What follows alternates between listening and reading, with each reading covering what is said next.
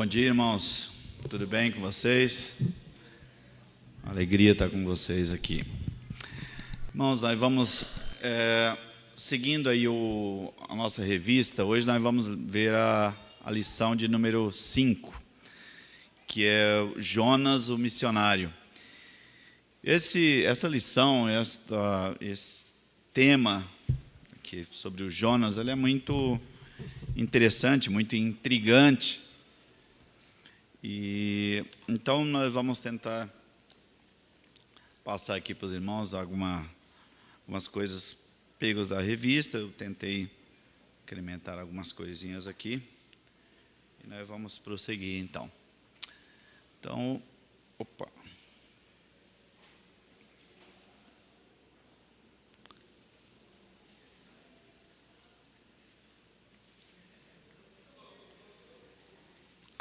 Ok. Você colocou aí? Então, vamos lá.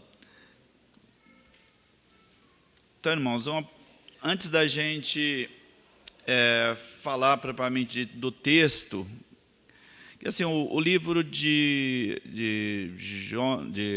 Jonas, ele são apenas 4 capítulos, é bem tranquilinho. É um texto muitíssimo conhecido. Todo mundo conhece a história lá que ele foi engolido por um grande peixe, que todo mundo diz que é uma baleia, mas, na verdade, na Bíblia não fala nada de baleia, né? E os estudiosos dizem que talvez naquela região não tenha baleia, então talvez seja pouco provável que seja uma baleia. O fato é que foi um peixe que tinha uma boca e um estômago bem grande para caber um homem, né?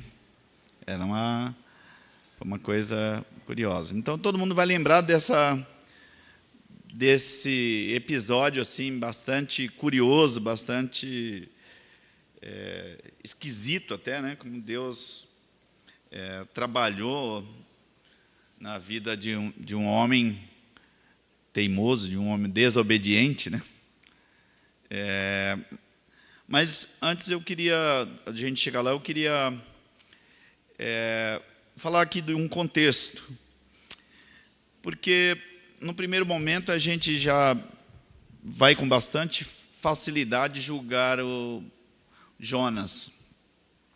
E o Jonas pisou na bola mesmo, mas pelo menos na perspectiva humana, dá para entender pelo menos um pouco, na minha opinião aqui, o Jonas, dependendo aqui a depender da situação em que ele viveu, né? Então, na verdade, os assírios, né, o povo assírio, eles se constituíram uma sociedade extremamente militarizada e que o governo ele era aristocrata e guerreiro, né? Tinha muitas guerras. Eles viviam em guerras, viviam buscando dominar e conquistar mais terras, mais territórios. Então, essa era uma característica. Uma outra característica vamos ver se vai passar. Não sei se eu estou fazendo, será que não está? Ô Saulão, você me ajuda aí? Porque não está funcionando aqui, não sei porquê. Outra característica, obrigado, da sociedade, daquele país, que é a Síria, é que eles tinham, como eles eram muito guerreiros, eles eram muito poderosos, um exército muito poderoso, eles já tinham um programa expansionista, eles estavam sempre buscando agregar terras, agregar territórios ao império. E os reis assírios transformaram pela primeira vez na história da humanidade um exército profissional. Aqui nós estamos falando perto de 1000 anos antes de Cristo. Então, 1000 anos antes de Cristo, eles foram a primeira nação que formaram um exército profissional, um exército extremamente objetivo, eficiente, porém extremamente cruel, extremamente terrível, né? Há quem diga que lá era personificação do diabo mesmo. Eles faziam umas coisas terríveis, que nós vamos falar.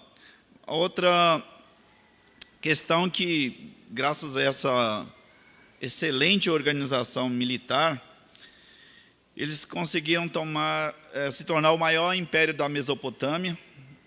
É bom lembrar que a Síria ficava onde é hoje o Iraque, a sede era ali onde é o Iraque hoje, só que eles foram expandindo territórios, eles tomaram boa parte da Síria e chegaram até a tomar praticamente o Egito inteiro, e eles foram no sentido da Europa, né? Chegaram a tomar a Armênia e uma parte da Turquia.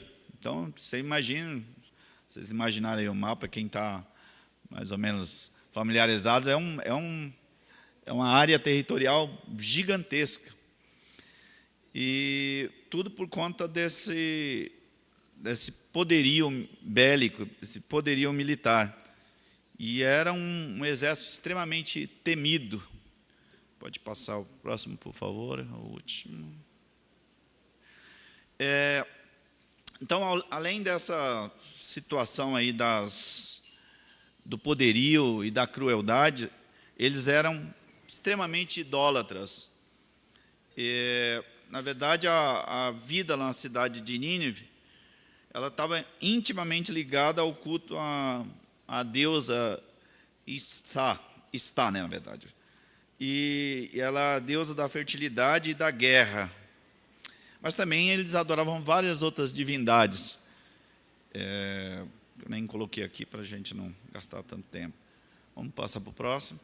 Outra coisa, por favor, interessante é que a situação... Então, primeiro, esse contexto do que era um povo assírio, e um outro contexto é que Israel estava ali sendo um país vizinho lá da Síria. Ele era um país vizinho, e todos os vizinhos viviam assustadíssimos, apavorados, porque a qualquer hora a Síria resolvia entrar, saquear as coisas, entrava lá numa cidade, falava, isso aqui eu vou levar para mim. E não tinha quem pudesse dizer nada. Você imaginou, você está lá na sua casa e fala assim, hoje é o seguinte, abre a geladeira, eu vou esvaziar, pegar todas as suas coisas aqui, vou pegar a despensa, tem alguma coisinha aí? Tem as joias aí, tem dinheiro, vamos lá. E reclamam para ver. Que aí o sangue ia ser derramado fortemente. Então, só em Israel eles... outra coisa que eu ia falar próximo. A crueldade deles era quando eles levavam os seus prisioneiros de guerra, eles faziam em praça pública, eles vazavam os olhos, cortavam o nariz, língua, orelhas, e chegavam até tirar a pele da pessoa. Era uma coisa diabólica, né? Eles eram muito terríveis. Por isso que eles eram muito temidos, né? Todo mundo morria de medo dos assírios, porque era uma coisa assim muito terrível. E o último ponto aí, eles já tinham tentado invadir e dominar Israel por 14 vezes. E eles, na verdade, tinham entrado já, e eles foram fazendo foram saqueando algumas cidades, chegaram a sitiar Jerusalém, só que eles acabaram não dominando, não conquistando, mas Jerusalém ficou sitiada pelo exército de Senaqueribe, que foi antes aqui de Jonas. E por último, o último ponto é que eles tinham saqueado várias vezes várias cidades de Judá. Então, esse é o contexto. E aí, todo mundo está lembrado, né, da resistência de Jonas em querer levar a mensagem de Deus para Nínive. A gente fala assim, então, puxa, mas também, como é que vai levar a mensagem com um povo tão terrível desse? Esse é o que vai amenizar um pouco aqui, parece, a situação de Jonas. Jonas não queria de jeito nenhum. Deus, quando mandou Jonas entrar lá, ele falou, não, senhor, aí já é demais, senhor. Eu não, isso aí nós não vamos aguentar. Só mais um pouco de contexto aqui. Já era sabido, isso não era só os assírios, mas quando se invadia, Israel já foi invadido muitas vezes, mas quando eles invadiam, em primeiro lugar, eles destruíam o templo para que não houvesse mais adoração a Deus. Esse era um primeiro procedimento. O segundo procedimento é que eles matavam o rei e os seus familiares para que não houvesse mais liderança, não houvesse mais governo. E em terceiro e último lugar, eles matavam o profeta ou os profetas, porque normalmente no período dos profetas tinha sempre um profeta que atuava ali junto com o rei e ele ia anunciando as coisas que Deus mandava ele falar, né? Então aqui parece que tinha algum motivo pelo menos para ter medo, né? Jonas falou assim, puxa vida, esses caras são terríveis e se eles entrarem, eles vão fazer isso com a gente. E ainda, com toda essa maldade, o exército assírio ainda fazia todas essas atrocidades que a gente falou ali. Então, esse era o contexto que Jonas se encontrava, né? E aí, quando ele foi chamado para levar a mensagem de Deus para Nínive. E vamos, então, abrir em Jonas agora. Vamos ver aqui esse missionário transcultural, foi o primeiro missionário transcultural do mundo. Então, Deus já tinha o plano de levar a sua mensagem não só para o povo de Israel, mas para outros povos. E começou com um povo terrível. E Jonas foi o primeiro missionário transcultural já registrado, já conhecido. Então, nós vamos, em primeiro lugar, pode ir, por favor, para o primeiro. Então, Deus designa Jonas para a missão que era clamar contra aquela cidade, a cidade de Nínive.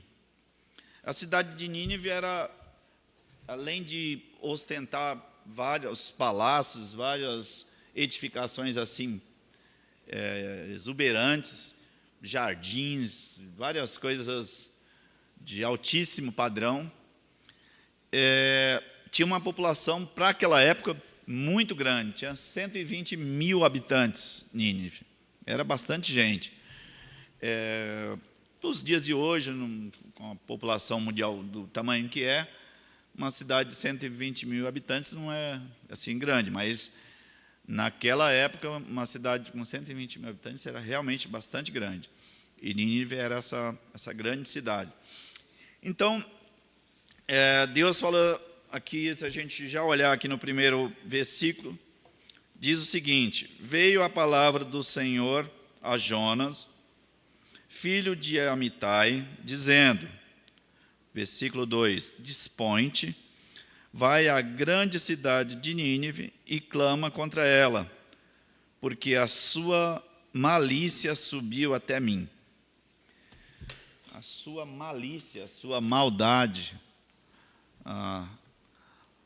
o seu pecado terrível, a sua crueldade, todo o seu mal chegou até Deus.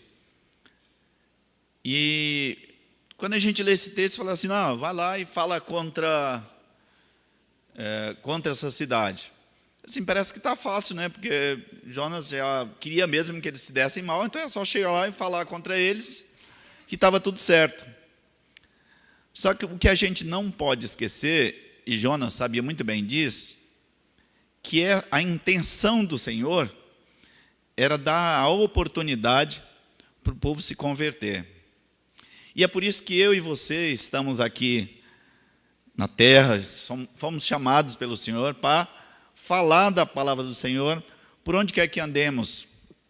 Porque o Senhor vai voltar quando todos tiverem o conhecimento. Se vão se converter, já é o departamento de Deus, não é o nosso. Mas a gente tem que falar. Deus manda. O próprio Senhor Jesus falou lá em Mateus 28:1, todo mundo está lembrado o que é que está escrito lá? Ide. Vamos abrir para todo mundo lembrar? Vamos lá, Mateus 28, 1. Vamos lá.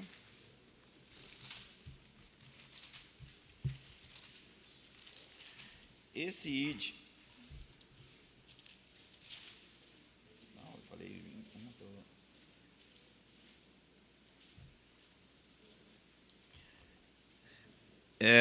Mateus 28, 19.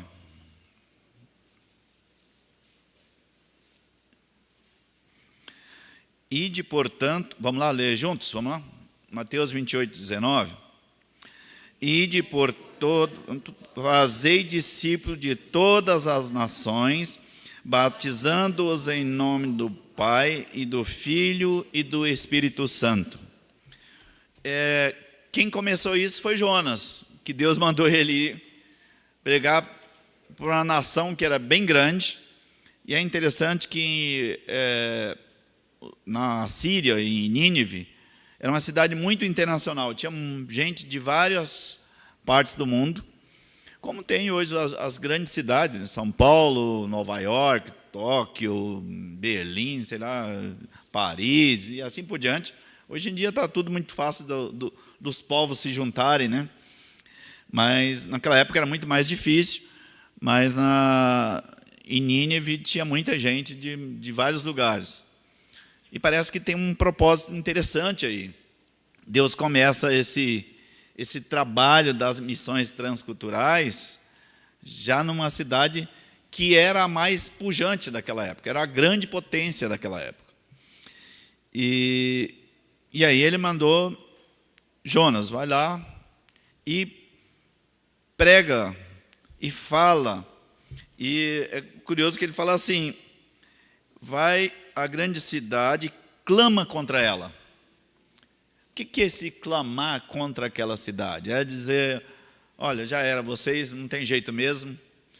Aí o Jonas tinha até prazer, né? Falei, puxa, esses caras já fizeram tanta atrocidade, já tentaram invadir o nosso país 14 vezes.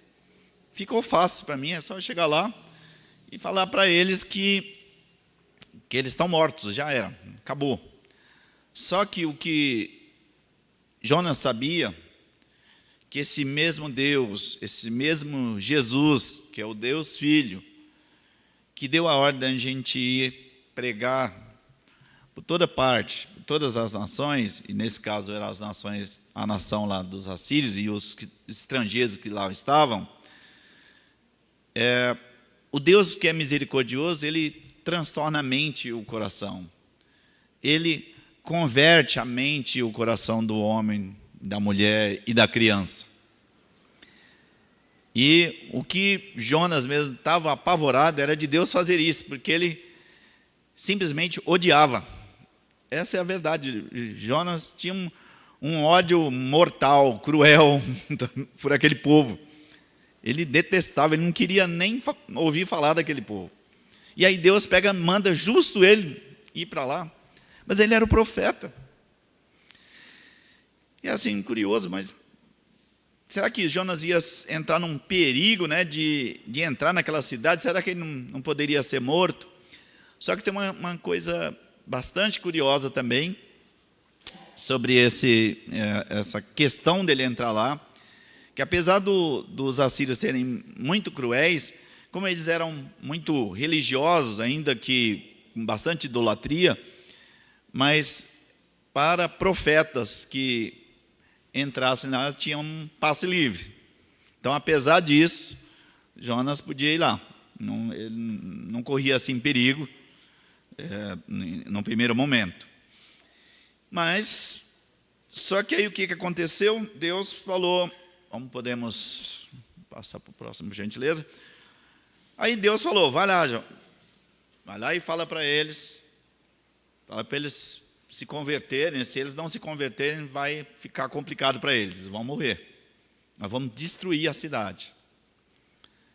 E aí, nós já conhecemos muito bem aí a história. O que Jonas fez? Ele não obedeceu. Vamos ir lá no versículo 3 do capítulo 1.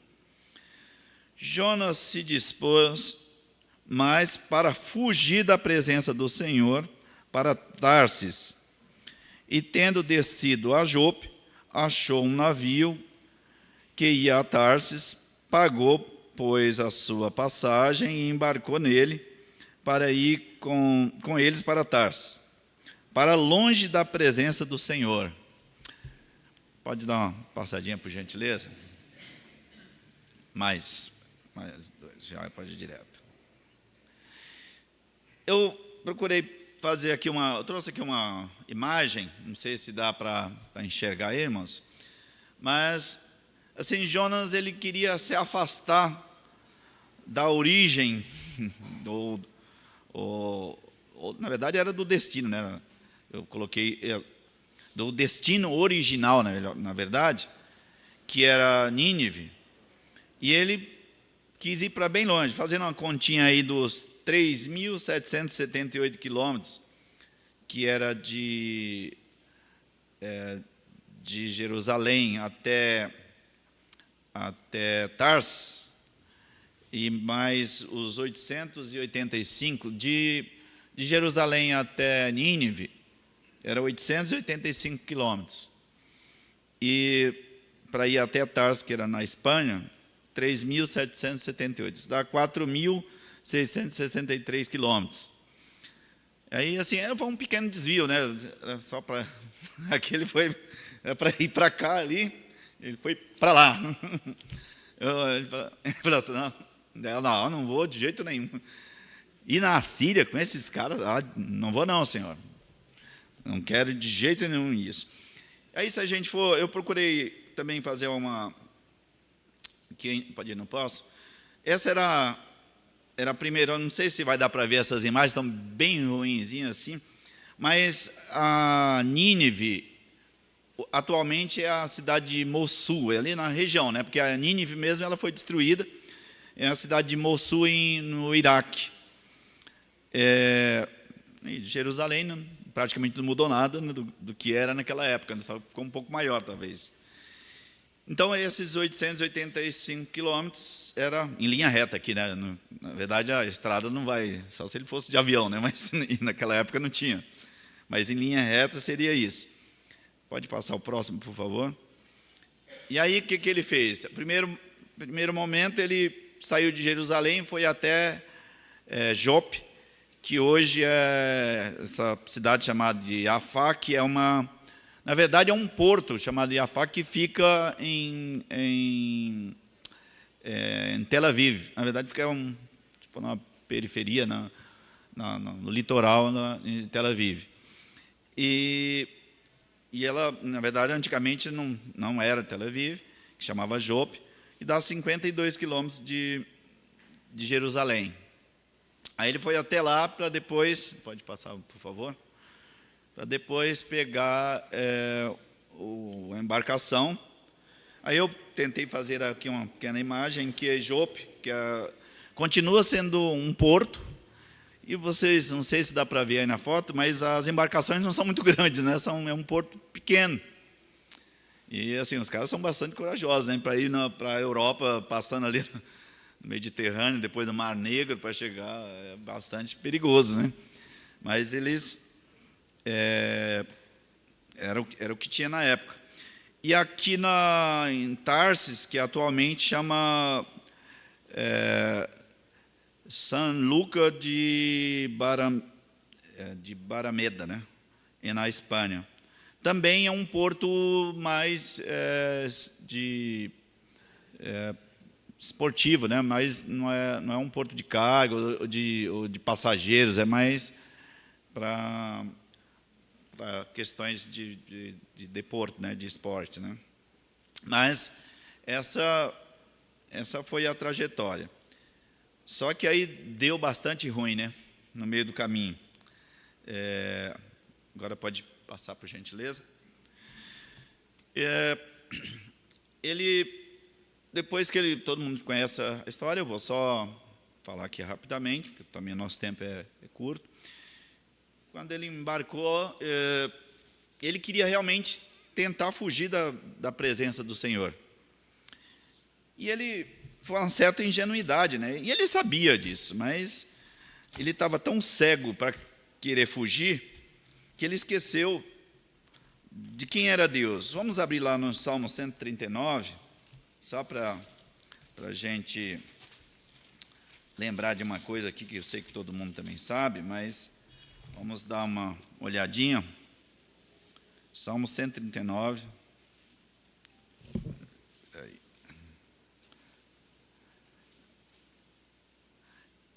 Do 8 ao 10, vamos dar uma lida rápida aqui.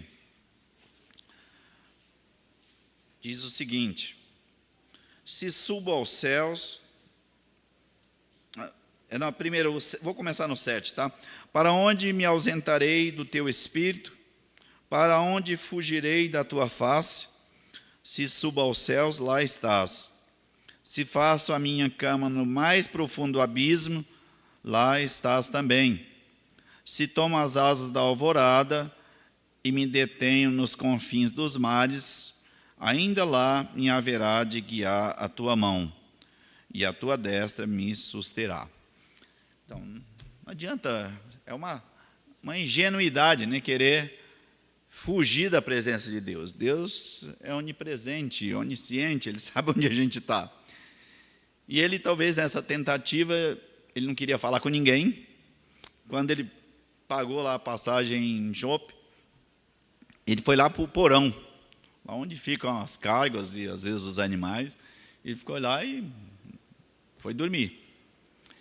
E aí Deus mandou uma grande tempestade no mar, e o pessoal começou a entrar em pânico naquela embarcação, porque o barco estava quase já naufragando, e eles começaram a jogar as coisas que estavam no barco para ver se diminuía o peso aí, e não tinha problema, né? Não vinha a pique, não vinha a naufragar, e nada, a coisa eles estavam desesperados. Aí eles começaram a clamar aos seus deuses, porque naquela época, e continua até hoje, mas naquela época o povo era mais idólatra ainda.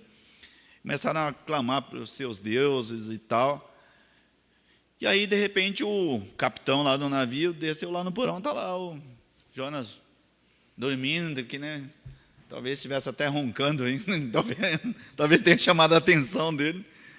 Chegou lá: rapaz, ô meu amigo, que negócio é esse aí? Você está vendo a gente quase morrendo aqui, você está dormindo assim de boa? O que está acontecendo com você? Aí, acordou assim meio atordoado.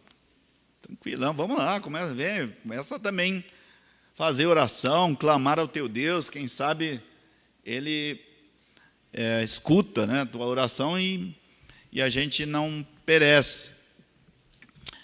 E aí Jonas foi lá, começou a orar, mas ele sabia perfeitamente que aquilo ali era a mão de Deus, ele não tinha a menor dúvida. E naquela época tinha um costume, uma prática, que eles lançavam sorte, lançavam uma moeda, uma coisa, e quando caísse em cima de alguém, quando estava acontecendo um problema, aquela pessoa seria responsável pela aquela situação indesejável, desagradável. E aí eles rodearam, por exemplo, todo mundo ali em volta e lançaram a sorte. Caiu em cima de quem? De Jonas. Isso é uma prática mística, mas acabou Deus permitindo que caísse em Jonas. E aí os caras: agora fala para nós, quem é você, cara? Que coisa que acontece contigo? qual é a sua profissão, de onde você vem, qual é a sua... Quem é você? Aí Jonas na hora falou assim, eu sou hebreu, sou filho do Deus vivo, Deus que criou os céus, a terra, o mar. Já ficaram apavorados, assustados. Ele falou, cara, o que você... Ele tinha comentado com alguém que estava fugindo de Deus. Ele falou, o que você está fazendo? Você está maluco? Você quer matar a gente? O que a gente faz agora? Como é que a gente resolve essa situação? E ele pegou e falou assim, olha, só tem um jeito. Vocês já jogaram as cargas aí, mas isso aí não resolve não. A mala sem alça sou eu mesmo. Vocês têm que me jogar no mar. E ele, parece que Jonas estava numa situação assim tão desesperadora também na vida, que para ele parece que tanto faz, né? Jogaram ele lá no mar e quase que, de repente, um peixe faminto abre a boca, que foi mandado por Deus, e engole ele. E ele ficou lá 72 horas no estômago daquele peixe. Então, o que eu coloquei aqui como um resumo, que o Deus da providência, ele envia uma tempestade para acalmar a tempestade da alma odiosa. E a alma odiosa era a alma de Jonas. Jonas estava perturbado pelo ódio, pela raiva, pelo rancor. E também Deus providenciou aquele peixe para que ele visse quão indigesto, né? Vocês lembram, né, que depois é uma palavra meio estranha, mas o peixe vomitou, né? Literalmente, depois de 3 dias, vomitou Jonas.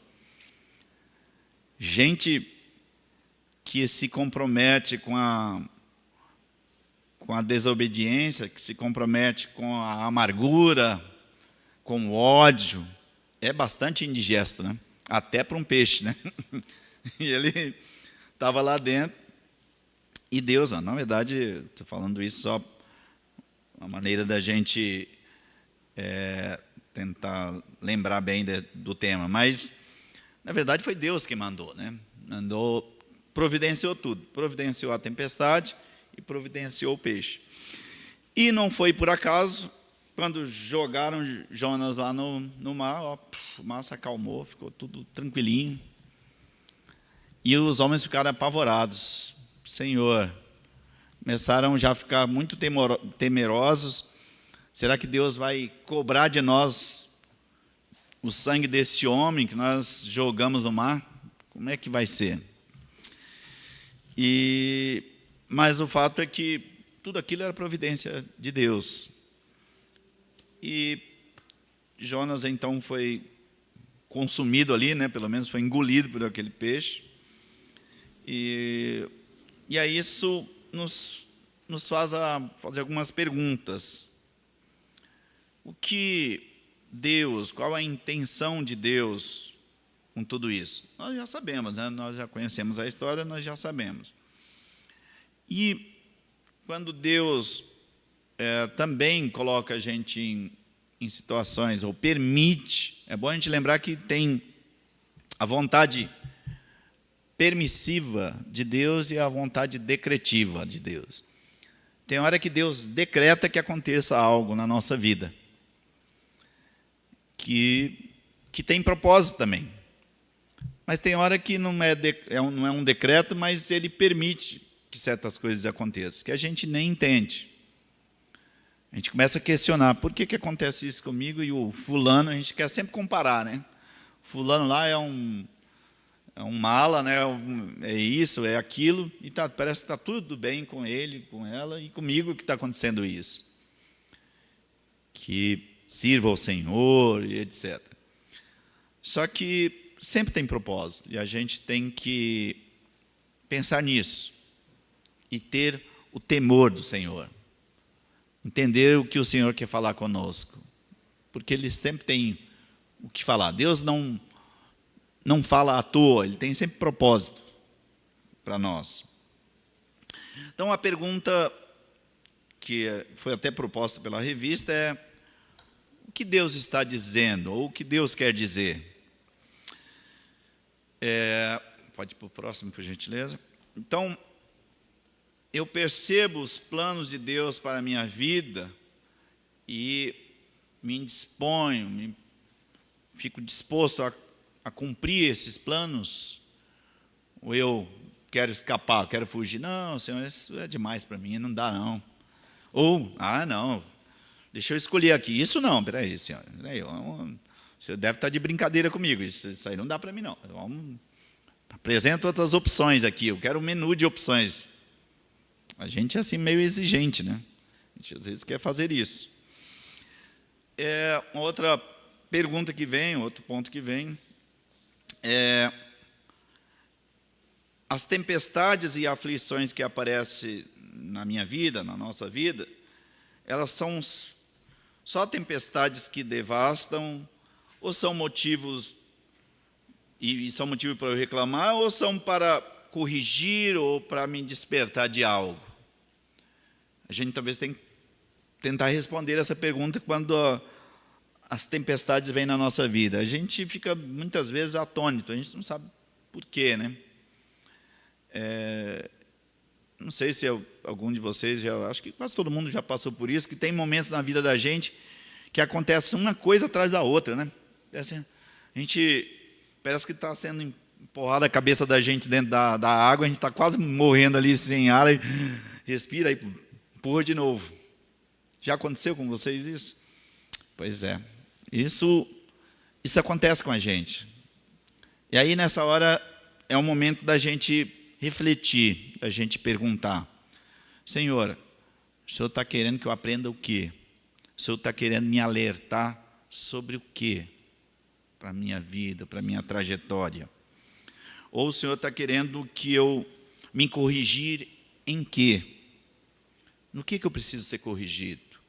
Corrigida? O que é? Essas são as perguntas que a gente tem que fazer. E a última pergunta aqui para nos lançar na missão de maneira que nem imaginavam. Seria para isso que Deus nos coloca em situações difíceis? Ou quando Deus nos convida ou nos convoca para uma missão, a gente quer escapar, a gente quer escolher, a gente começa a fazer restrições, começa a fazer exigências? Porque quando a gente é o soldado do Senhor, o soldado não tem escolha. Nesses países agora que estão tendo guerra, não sei se vocês viram, recentemente passou aí na televisão que lá na Ucrânia a coisa está tão complicada que o governo fez a exigência, né, chamou os reservistas, e alguns querem ir embora, escapar. Aí agora a polícia está andando, o exército está andando na rua, olhando assim: esse aí acho que tem cara de ter a idade. Vem aqui, vamos ver o seu documento, se você não é um desertor. Quando o general, quando o comandante nos chama para ir lutar, para ir para a missão, a gente não tem escolha. A gente tem que ir. E o Senhor nos chamou muitas vezes, para fazer uma missão de levar a mensagem salvadora para quem está no desespero. Apesar de toda aquela crueldade, de toda aquela maldade daquele povo, dos ninivitas, será que eles eram carentes da graça e da misericórdia do Senhor? Né? Bastante. E o Deus da misericórdia, o Deus da bondade, o Deus da benignidade, o Deus do amor, deu uma chance, moveu o coração daquele povo que era tão odiado por todos ali ao redor, e que estavam expandindo para outras regiões. Mas Deus queria dar a oportunidade deles serem salvos. E Ele queria usar Jonas para ser um instrumento dele, para levar a mensagem duríssima ou calma. E Jonas não levou uma mensagem, ele foi totalmente contra gosto, né, mas acabou levando. Vamos seguindo aqui para o próximo. Pode ir. Então, ainda nesse aspecto, nesse ponto da gente questionar ainda, tem um segundo ponto, é assim, onde está a minha confiança? Onde está a nossa confiança? A nossa confiança só pode estar no Senhor e não nos conceitos e nos paradigmas que a gente tem. Falar assim, eu tenho certeza que aquele povo lá não merece mesmo ser salvo. Então, acho que nem precisa, Senhor, não precisa nem mandar lá, pode baixar fogo aí, descer fogo do céu, queimar tudo. Eles não merecem nem eu ir lá falar. Mas não foi isso que não era isso que Deus queria. Deus comissionou, Deus chamou aquele recruta, aquele soldado, para ir lá fazer uma missão e levar a mensagem. E escapar, fugir. E aí, traçando aqui o paralelo para a nossa vida, qual será a missão, qual será o chamado que Deus te fez, que Deus tem feito para a sua vida? Não fuja, não fujamos, né? Obviamente. E outra questão ainda dentro de onde está a minha confiança, nós precisamos sempre lembrar que o Espírito Santo de Deus, ele também nos lembra que os nossos conceitos, os nossos paradigmas, os nossos juízos, eles são falhos. E nós devemos ser dependentes da confiança do Senhor, no Senhor, né? Confiança no Senhor. Se a gente trabalhar, se a gente quiser conduzir a nossa vida com nossos próprios preceitos, nossos próprios conceitos, com nossos próprios paradigmas, muito provavelmente nós vamos ter problema. Porque mesmo que a gente já tenha vivido vários anos, já estejamos há muitos anos na igreja, mas o coração do homem é enganoso, né? A palavra de Deus diz isso. Então a gente precisa submeter todos os nossos projetos e todos os nossos planos aos pés do Senhor. Agora, quando não é o meu plano, e é uma ordem do Senhor, isso não é para discutir, né? É para ir. E terceiro ponto aqui, como a gente deve agir. Então, como a gente deve agir? Então, quando nós não sabemos como agir, nós devemos imediatamente falar com o Senhor e perguntar por meio de oração: Senhor, como é que eu faço? Estou aqui com uma dúvida. E o nosso Deus é o nosso Deus, é o Abba Pai, é o Paizinho. A gente pode falar que Ele vai ouvir a gente. Ele está interessado nos detalhes da nossa vida. Só que a gente precisa expressar. Mas Deus, como Ele é onisciente, Ele já vai saber, eu não preciso nem falar. Não, Ele é onisciente mesmo, e Ele sabe o que está no nosso coração. Mas Ele quer a nossa atitude, que a gente se achegue a Ele, que a gente fale com Ele: Senhor, está difícil aqui, estou conseguindo carregar essa carga, não. Está pesado demais. Me ajude, Senhor. Não sei o que fazer. Estou aqui perdido, não sei para que lado eu vou seguir. Já tentei de tudo, já tentei a alternativa A, B, C, D, já acabou o alfabeto, comecei a usar número e nada. O que eu faço, Senhor? É isso que o Senhor quer. Não estou querendo aqui detonar o Jonas, mas o Jonas não quis saber de nada disso, não. Ele falou assim: não, eu já sei, Senhor, não vem com esse negócio que eu já sei tudo. O Senhor deve estar se enganando aí, era só para descer fogo do céu e destruir aquela cidade, porque esses caras não merecem, eles são muito cruéis. Já pensou o cara cortar o nariz dos outros, a língua? Não, senhor, de jeito nenhum. Já tentaram invadir o meu país 14 vezes. Ah, que isso? Me mandar lá, eu lá, mas de jeito nenhum, eu não. Quiser mandar outro, manda lá, mas eu não vou. Aí Deus falou assim, rapaz, não é bem assim não. Espera aí. Vamos ter que trabalhar de uma forma mais especial com você, viu, Jonas? Você é um menino muito rebelde, né? Vamos ter que trabalhar de uma forma um pouco mais customizada, né? Especial. E a palavra de Deus diz que terrível coisa é cair na mão do Deus vivo. Ninguém quer experimentar o peso da mão de Deus. Ninguém quer experimentar. O nosso Deus é amor, é misericórdia, é bondade. Mas o nosso Deus, ele é justo juiz. Ninguém queira experimentar o peso da mão do Senhor. Vocês viram aqui uma amostra, né? Nós vimos aqui uma amostra. Jonas quis dar uma de o sabe tudo, o dono da verdade. Vou me esconder aqui no porão do navio, nem Deus vai me achar aqui.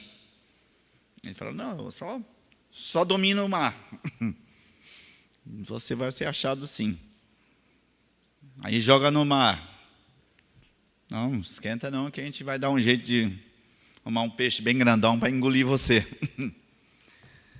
Foi assim.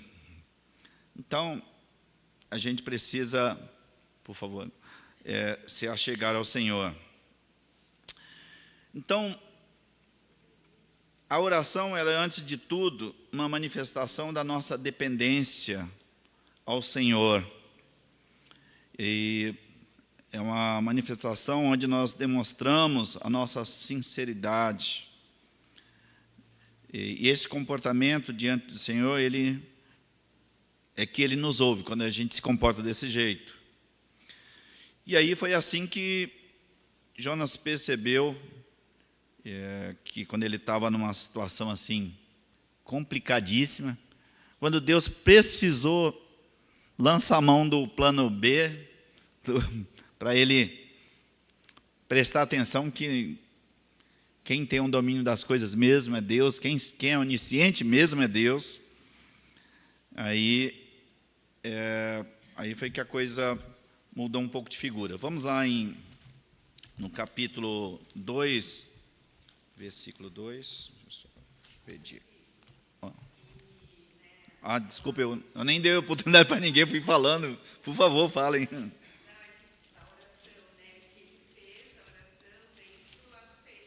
Sim.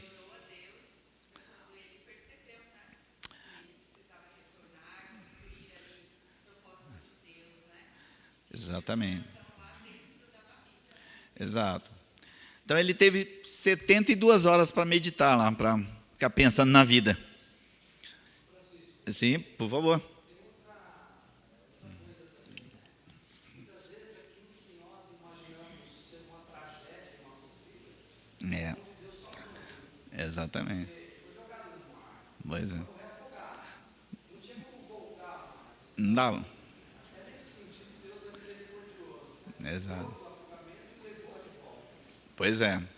Falei assim, sabe aquela história das 99 ovelhas, que aí o pastor vai lá com um cajado e pega no pescoço da ovelha e traz de volta?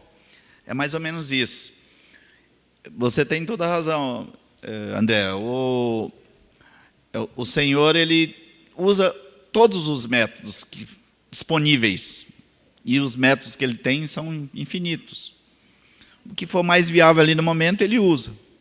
Então, assim, como é que a gente... Será que Deus vai mandar um helicóptero ali para fazer o resgate dele? Vai ter um bote salva-vidas? Não tinha nada disso. Assim, Deus usou o recurso que ele mesmo criou, que foi o peixe lá, quando ele resgatou ele. Então, parece que a coisa é como você disse. Parece que é uma coisa... eu imagino que, aquele apavoramento que os ocupantes do barco tiveram, foi assim, jogou lá, ó, viu o peixão, já era isso aí, tem jeito. Meu Deus, nós vamos ser castigados pelo sangue desse homem, porque como é que ele poderia sobreviver sendo engolido por um peixe? É o inimaginável, né? Mas o improvável aconteceu. Pois é.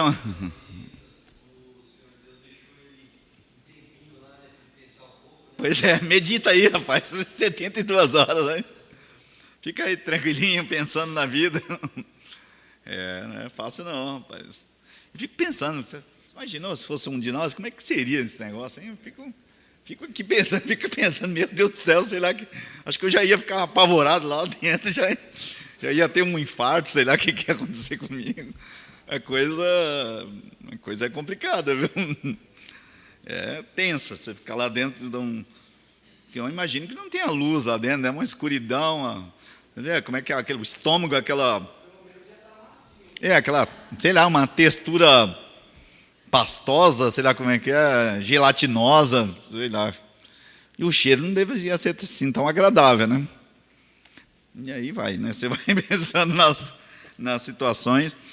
Então veja aqui no versículo 2, e disse, na minha angústia clamei ao Senhor, versículo 2 do capítulo 2, e ele me respondeu, do ventre do abismo gritei, e tu me ouviste a voz. Você vê que ele está falando aqui no passado. Vocês perceberam essa sutileza? É Jonas, desculpa. Nossa, eu pus Daniel. Nossa, gente, desculpa. Estou meio... Jonas, na hora que eu escrevia, Jonas, perdão. Jonas, capítulo 2, versículo 2. Não mudei de livro, foi só a referência errada que eu pus aqui, perdão, irmãos. Então, vocês percebem que ele fala aqui no passado, só que assim, ele já, pelo jeito, já tinha tido essa conversa com Deus. Ele só está verbalizando aqui o que ele tinha tratado, o que ele tinha falado.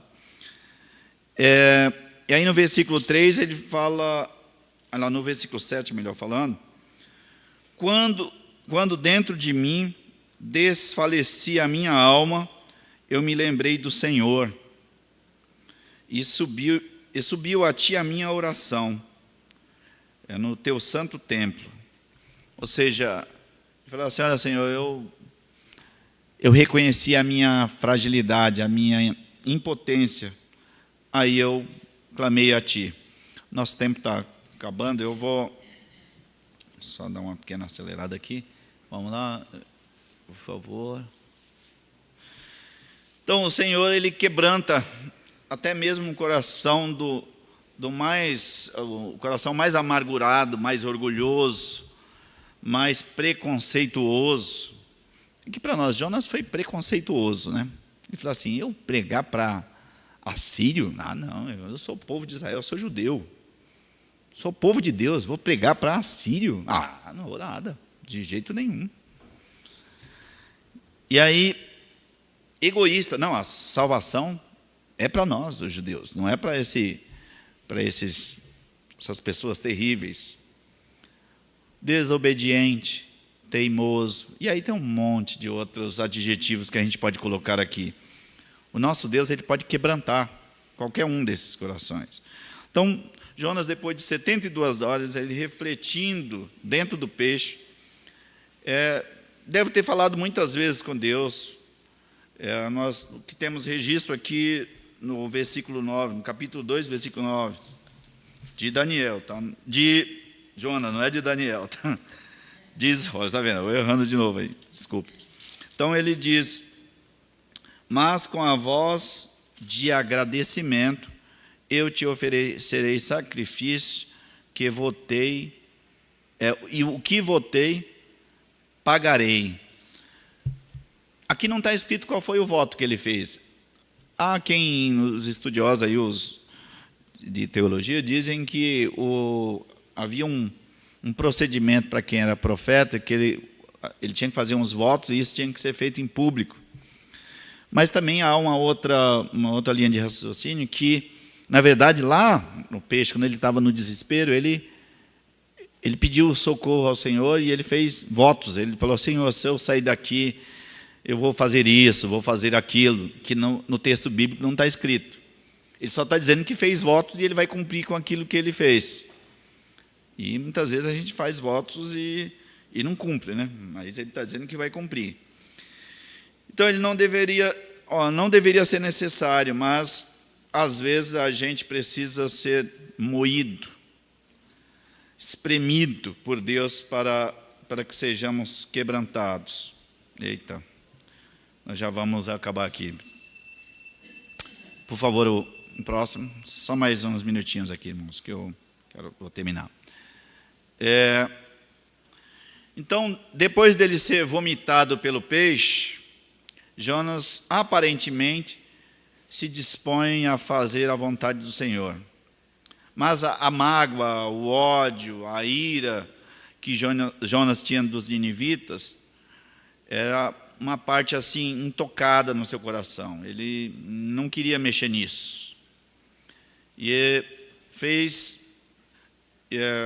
ele fez assim colocou uma expectativa no seu coração que mesmo que Deus se compadecesse, por favor, se compadecesse, ele falou assim: eles vão morrer, isso é certo. Eu sei que existe a possibilidade que Deus vai ter misericórdia, mas não tenha misericórdia, Senhor. Tenha misericórdia de mim para não ter misericórdia deles, Senhor. Não tenha misericórdia, que eles morram, que eles morram, que eles morram. É mais ou menos assim que Jonas devia estar pensando. E vamos só caminhar mais um pouco rapidinho, por favor. E aí, a misericórdia do Senhor, lá em Lamentações, nós não vamos ler, são a causa de não sermos consumidos, e a misericórdia do Senhor não tem fim. Parece que Jonas tinha esquecido disso. Mas, nossa, eu pus Daniel de novo, Jesus. Eu estava inculcado com Daniel, né? Desculpa, irmãos, é Jonas. Tá? Então, a verdade é que, pela misericórdia do Senhor, pode mandar mais, por favor, se converteram, aqui no 3:10, se converteram 120 mil pessoas. E essa conversão foi uma coisa que deixou Jonas muito irado, muito chateado.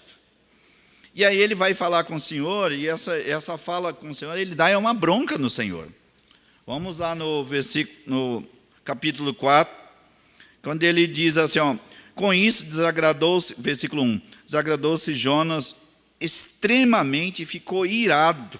Aí no versículo 2 do capítulo 4, diz, orou ao Senhor e disse: Senhor, não foi isso que eu disse, estando ainda na minha terra?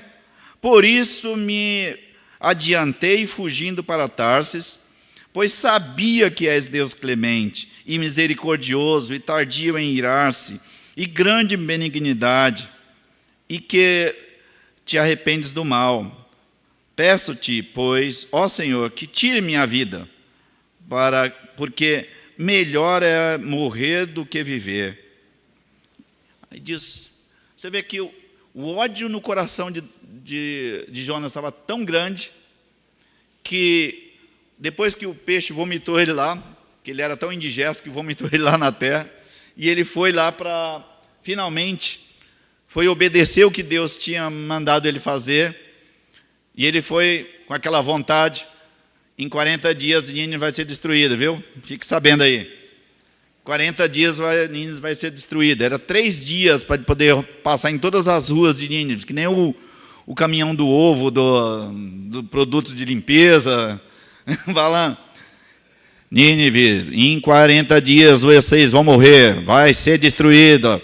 Senhora dona de casa, se prepare para morrer. Ninivita terrível, você vai morrer, você não vai escapar. Era mais ou menos assim que Jonas foi falando. E aí, sabe o que aconteceu? Todo mundo se arrependeu. 120 mil pessoas se arrependeram, inclusive o rei. e era um gesto que eles ponham cinzas, pano de saco, e se jogavam na cinza com uma forma de dizer que ele não era nada, e eles se arrependeram. E aí Deus falou assim, tá bom, se arrependeram, não vou destruir Nínive. Mas isso foi uma ofensa muito grande. Como ousa Deus me desapontar? Eu já determinei lá. Sabe aquele negócio de orar que a gente determina? A gente manda que Deus faça tal coisa. Senhor, eu determino que saia a doença, que eu tenha isso, que eu tenha aquilo. Já viu isso? Ninguém está com esse poder para determinar nada. Quem determina é Deus, não é a gente. A gente não determina nada. A gente obedece. A gente se humilha diante da poderosa mão de Deus. É Deus quem determina. Pois Jonas queria determinar e deu uma maior bronca em Deus. Acaba logo comigo, me mata, porque não dá para viver desse jeito. Como é que o senhor me encontraria desse jeito, só morrendo mesmo? E aí Deus falou para Jonas, você acha razoável isso, Jonas, que você está pensando? Acha razoável, acha adequado isso que você está passando na sua cabeça? E aí ele, mesmo Deus falando tudo isso, ele não respondeu nada, foi embora, foi lá para fora da cidade, ficou lá de longe. Deus deve mudar de ideia, não é possível, eu vou ficar esperando só para ver a desgraça acontecer com eles aqui. Ficou lá. E aí o calor escaldante começou a estar na cabeça dele, aí Deus falou assim, espera aí que eu vou fazer uma planta aqui para te dar uma sombrinha. Aí Deus, com o poder dele, colocou uma planta lá, que fez uma sombra, ele ficou feliz da vida, contente, agradeceu. 24 horas depois, Deus mandou um verme para detonar aquela planta. Aí ele falou, Senhor, assim não dá, tira a minha vida, quero morrer. Minha vida de novo. Ele, mas Jonas, você acha razoável isso, Jonas? Você não está exagerando demais não, Jonas? Você que não fez nada por essa planta, você não plantou, não regou, não fez nada, e ficou com ela só 24 horas. Você está aí todo se compadecendo, querendo até morrer por causa da planta. Como é que eu não vou me compadecer por 120 mil pessoas, que é a minha criação? E aí, irmãos, você pode só, por favor, ir para o fechamento. Pode passar já lá para... Eu já falei todo assim. Pode ir lá para as conclusões, lá, por gentileza. Então, Obrigado. O ponto para a gente pensar aqui, irmãos e irmãs. Quais são as feridas intocáveis da nossa alma? Temos alguma? Será que a gente precisa ter ferida intocável?